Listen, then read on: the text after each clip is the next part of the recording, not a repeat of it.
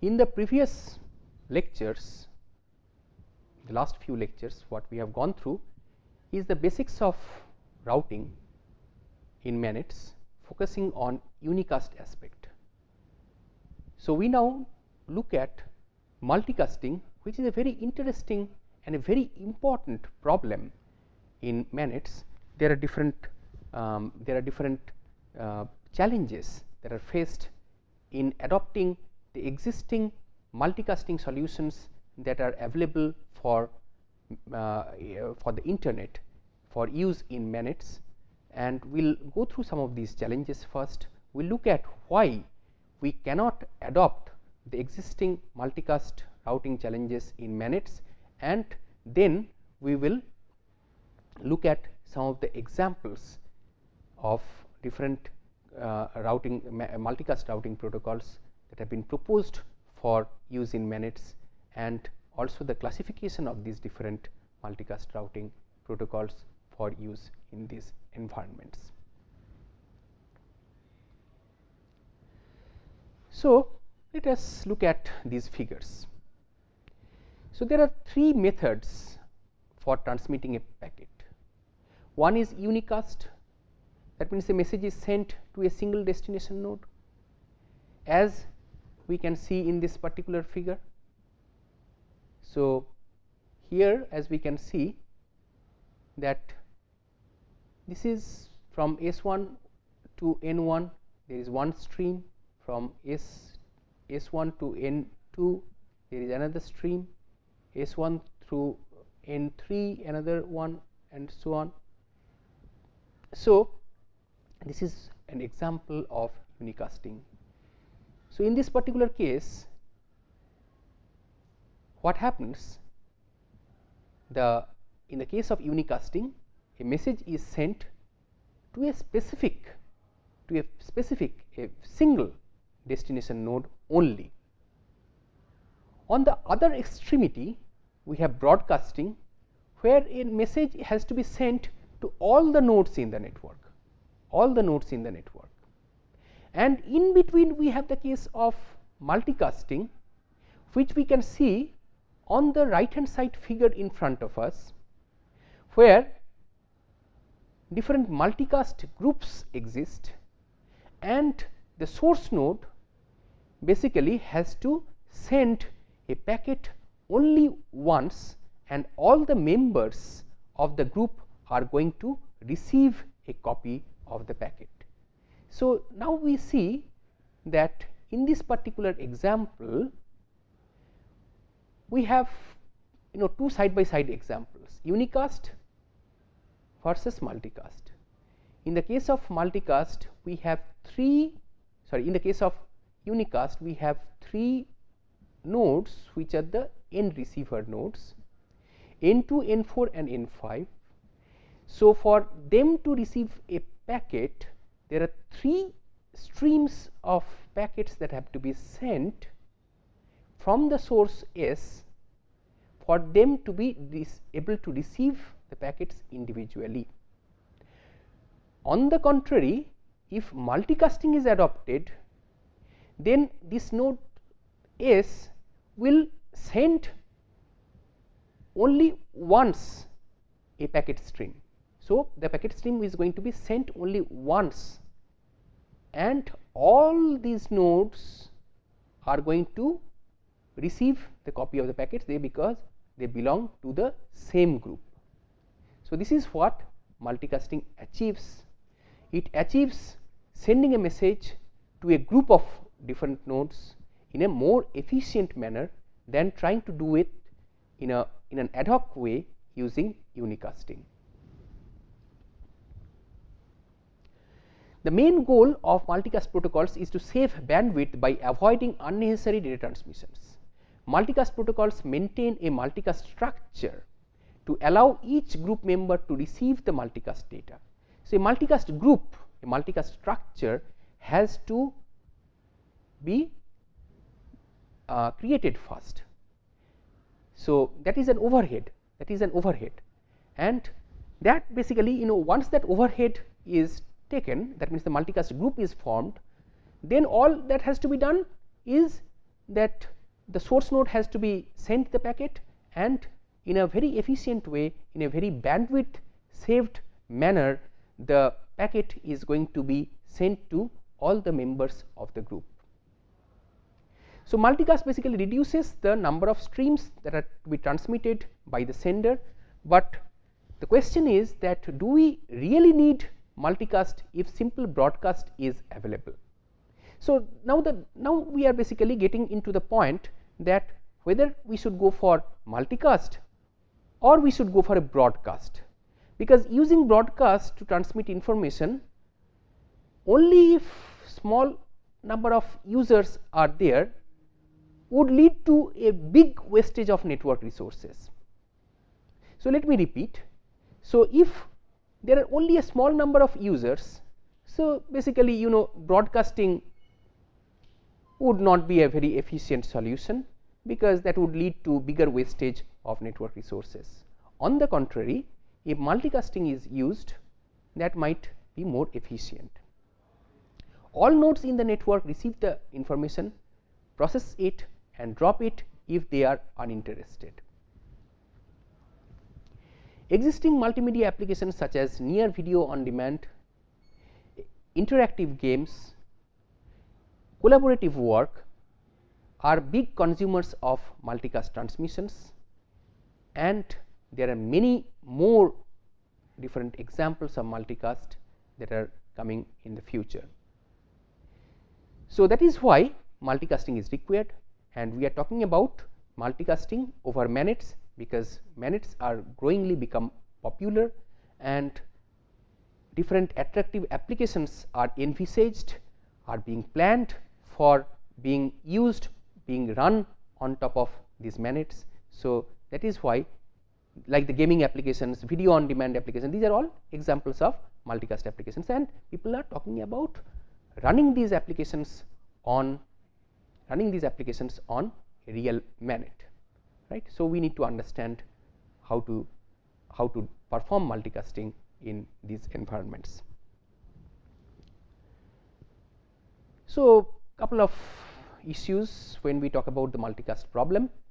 The first problem has to do with the size with respect to, again, more specifically, the number of multicast groups that have to be formed. I told you already that when we are talking about multicasting, so basically one source node receives and all the members of the group basically consume that data, right. So, then the question is that it is not one group in the whole network. So, we are talking about multiple groups. So, how many multicast groups are required? Whether the groups are going to be overlapping. So, some of the nodes are going to be in both the groups and so on. This is one aspect.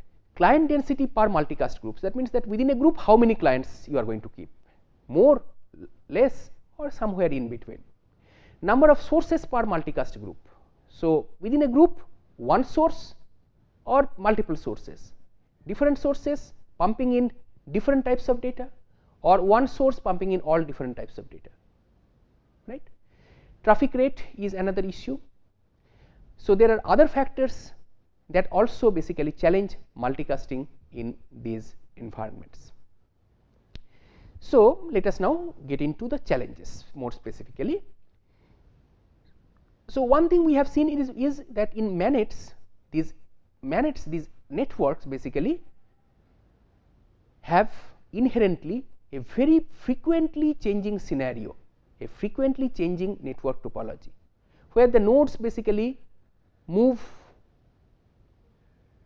quite fast, and then because of the changing mobility of the nodes, the wireless connections between these nodes are basically made and broken on the fly, and there is no centralized coordinator who keeps track of the different topologies, the changing topologies of the different of the network at different instants of time, no centralized coordinator. And on top we have a much limited link bandwidth than in the links that are experienced in wired networks, or even the other forms of wireless networks with centralized coordinators like Wi-Fi, for instance. And the problem here is that we need to not only build a multicast tree or a group of trees, a couple of trees, but we also intend we also need to maintain these multicast trees in this kind of challenging dynamic environment. The solutions basically should be in the form of protocols which have to highly adapt to the high degrees of dynamism that are experienced by these different nodes in the networks. They should be lightweight, because too much of control overhead based protocols are not good. We have a very resource constrained environment, in an environment where power consumption is a big issue, environment where computation is also an important issue, an environment where buffer is also an important issue, an environment where communication is also an important issue. So, in these environments we cannot think of having a protocol which is going to send a lot of control packets all around and frequently, often, and try to maintain the connections of the different nodes, the multicast groups, and so on. So, one way is a very naive way. The naive way would be to flood. Flooding is an extreme form of multicasting. Extreme form means, like, so basically what you are doing is you are multicasting to all the nodes in the network. That is the global flooding, right. But as we know from our basic knowledge of networks, that basic flooding is not good. It leads to the formation of something called broadcast storms. There could be different forwarding loops that could generate these storms, and these are the things that should be prevented. But keeping in mind that flooding is not so good, we also have to consider that in some cases flooding is inevitable. It is inevitable because in some environments, for instance high mobility environments, the networks are so much mobile that the topologies are always changing. So, how can you basically create and recreate and maintain the multicast trees, the multicast structures at different points of time? That basically will be rather more inefficient, right. So, that is why sometimes basically flooding kind of multicasting is inevitable. It could be, it is desirable rather to use flooding in these kind of environments, and that is the one of the examples is the highly mobile environments, highly dynamic environments. Then we have the source based multicast tree. In source based multicast tree, this is the second classification of routing protocol. So, one classification of multicast routing protocols is flooding. The second is source based multicast tree, where, as the name suggests, multicast trees are established and maintained for each multicast source node in each multicast group. So, basically we are maintaining a multicast tree structure. We are creating, we are establishing, maintaining, recreating if required, and so on. So, this basically has some advantages, but let us look at the problem. The problem is that if you have g number of multicast groups, for instance, s number of source nodes per group, then obviously g times s number of multicast trees should be established and maintained. The advantage is that the paths for the transmission of packets is most efficient by adopting SBT based approaches, but the problems are with respect to scalability, because if g times s number of multicast trees would have to be established and maintained, and if the network is mobile, the topology changes quite frequently, and the network has large number of nodes. So, scalability becomes an issue. So, SBT based approaches are not good. Different types of trees can be established. You can go for a minimum cost based, like minimum Steiner tree kind of approach, or a shortest path tree, and so on. So, that structure is unimportant, but whatever be the structure, these problems are going to be encountered. Some of the examples of SBT based classification, SBT based multicasting are DVMRP and MOSPF. Core based multicast tree are more scalable than SBTs. Here a single shared tree is used to connect all multicast group members instead of building multiple trees. So, basically the idea is that if you have a scenario where you need multiple multicast trees, so it might be better rather to have a single shared tree, so which will form the core, right. So, it will be sort of like a backbone which will form the core, and the core will give connectivity to all the multicast source nodes, and that is how multicasting is going to be achieved over the bigger network. So, the core nodes basically create and maintains the shared tree. The disadvantage is that traffic is concentrated in by using this approach, CBT based approach. You have core nodes. So, core nodes means few nodes are going to get more congested because the traffic is going to be congested around those nodes only. So, that is a disadvantage of using CBT based approaches. So, CBT itself is a protocol, PIM-SM is another protocol which belong to this classification of multicast routing protocols. Another one is multicast mesh, where a node can have multiple parents. A mesh is formed spanning all multicast group members.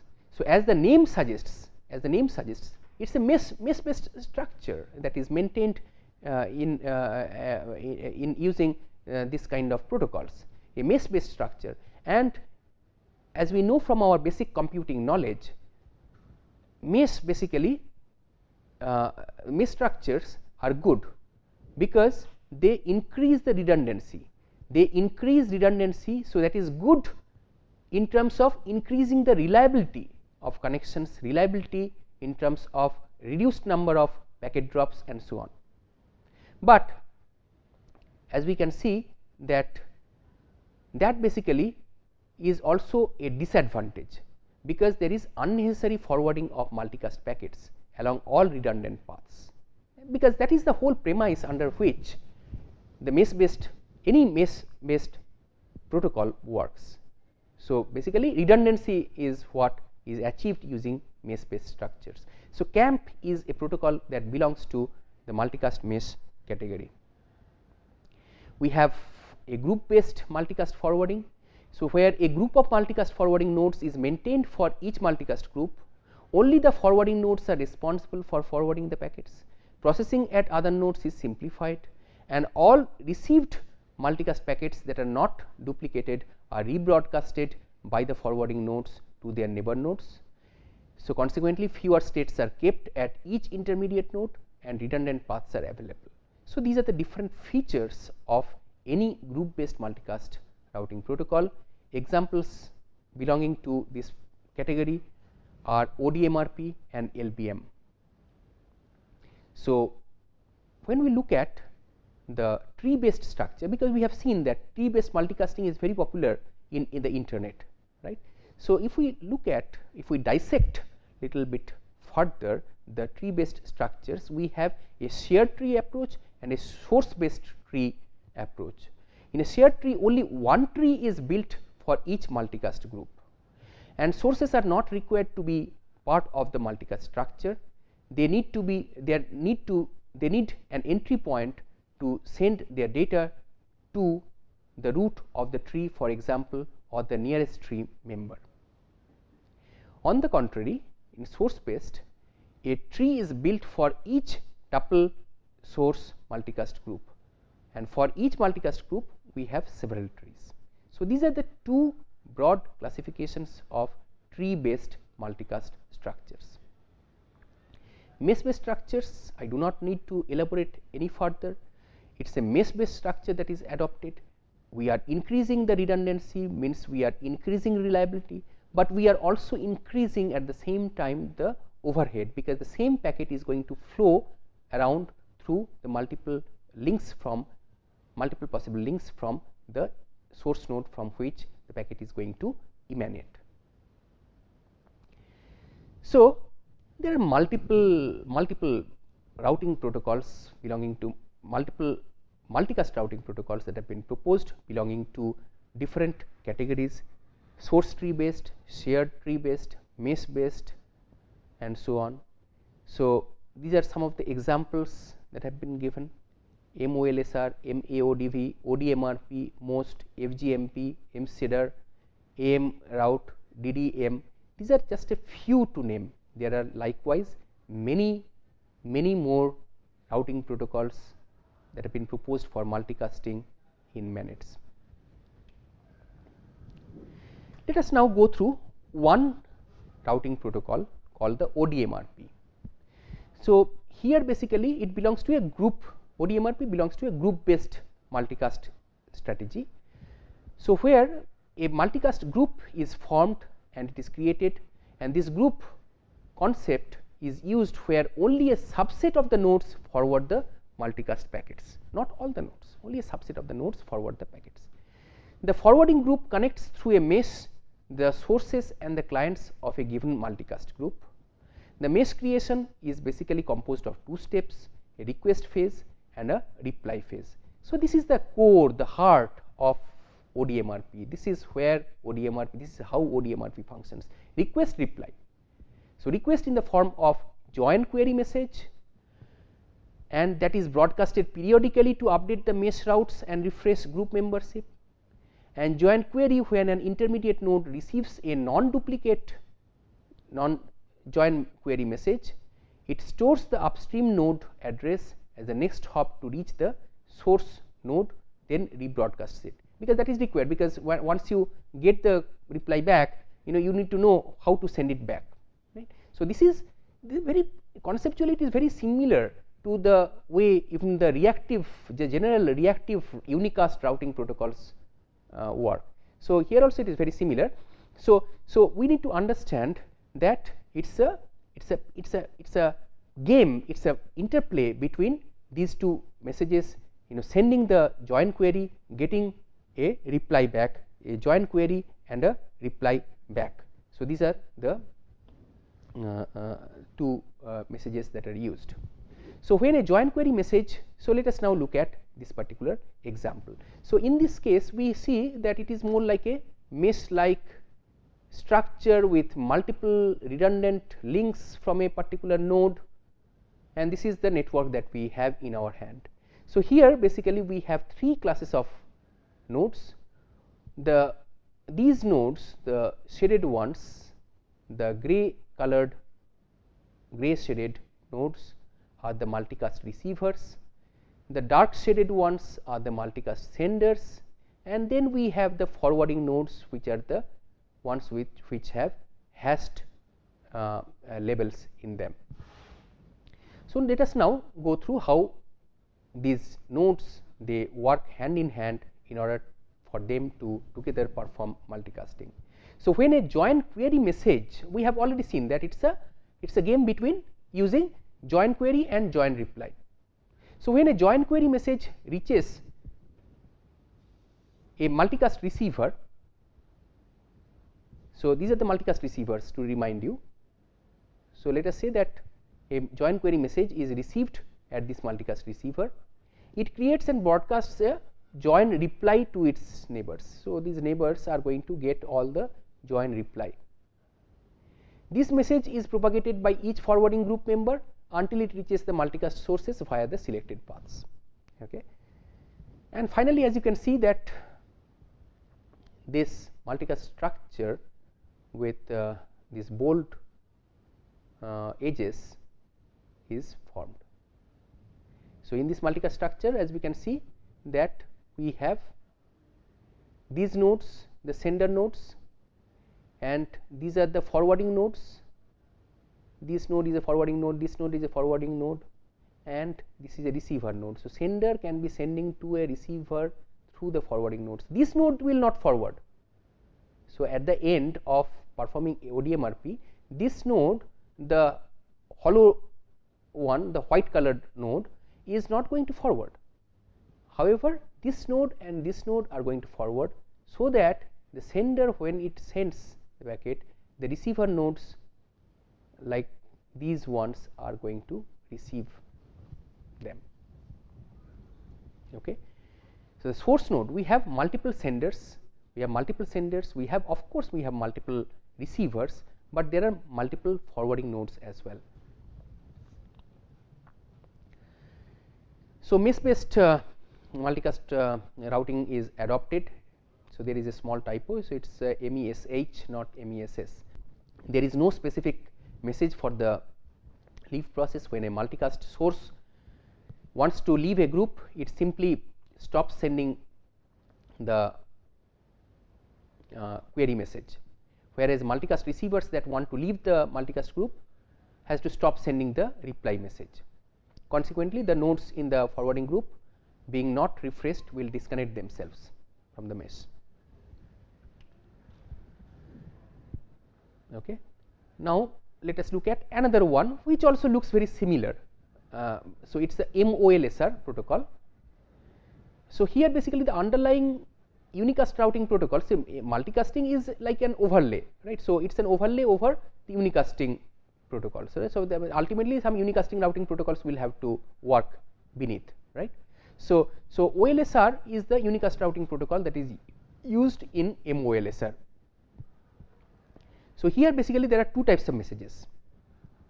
One is the source claim message and the other one is the confirm parent message.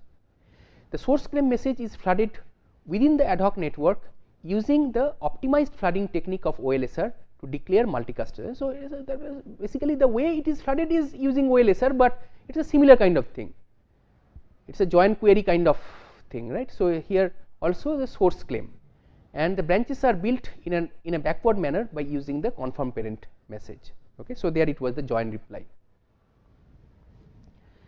So, here as you can see, we have 4 types of nodes again. So, initially we start with, in this tree like structure, we have the source claim message that is flooded all across in the among the nodes. So, these nodes are going to forward further, likewise these ones also, and so on. And multicast. So, this is initially how the source claim message is flooded across in the whole network. Now, the nodes which forward it further, that means which confirm.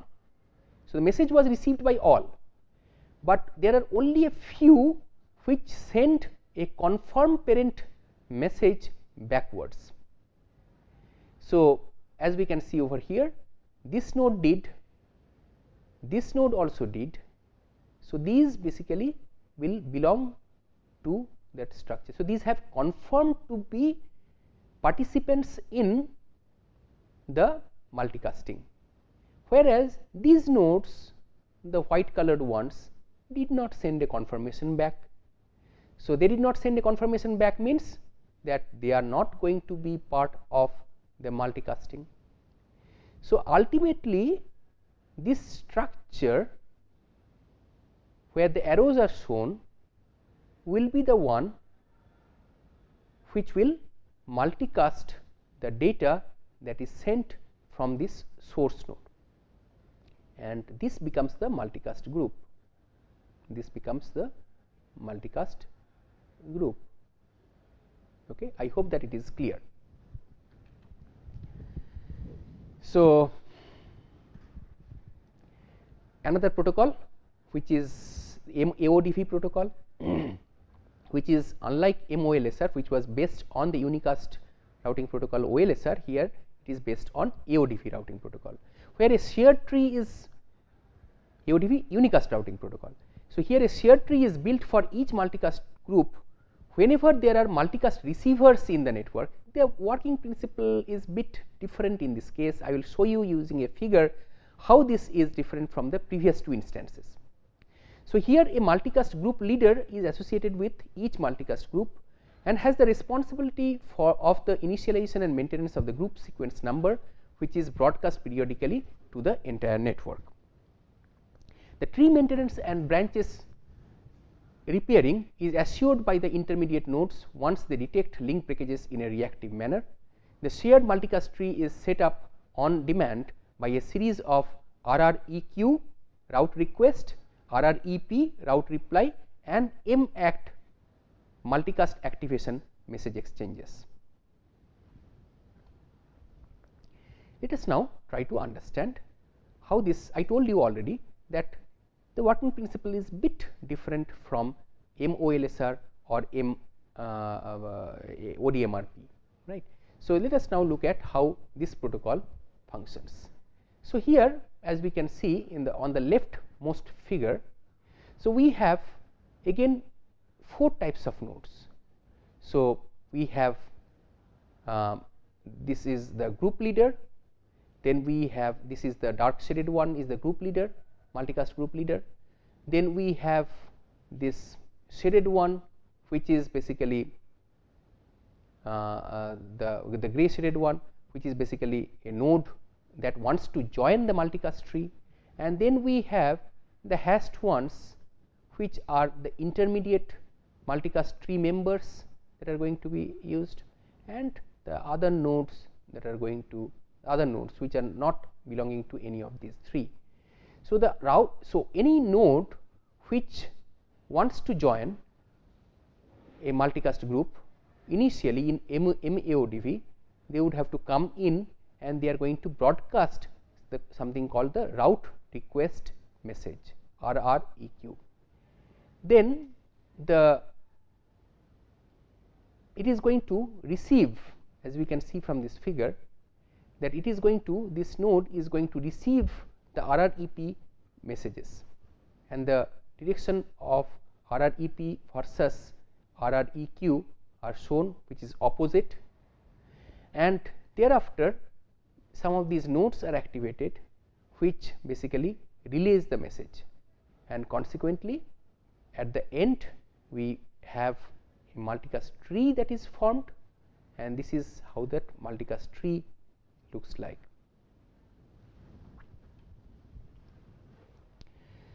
So, now we are not going to go through any of the other multicast routing protocols in further detail, but I would just like to mention that there are many others, few of them are given over here.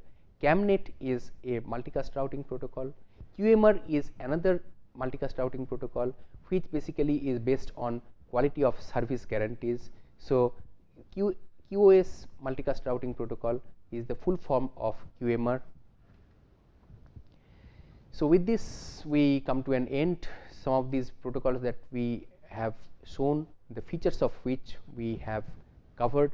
We have mind you that as I told in a previous routing protocol lecture, that we do not intend to, we do not even require the students to know each and every protocol and its steps, the different finer steps in detail, that is not required, but what is required rather is to know the different features and the properties of these protocols, the environment in which each of these protocols are supposed to work, whether it is a mesh based protocol or whether it is a group based protocol, and then broadly how the protocol works. So, this is what I attempted to ensure through these lectures to propagate the knowledge about these particular aspects.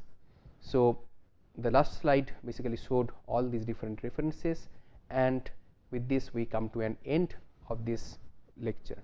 Thank you.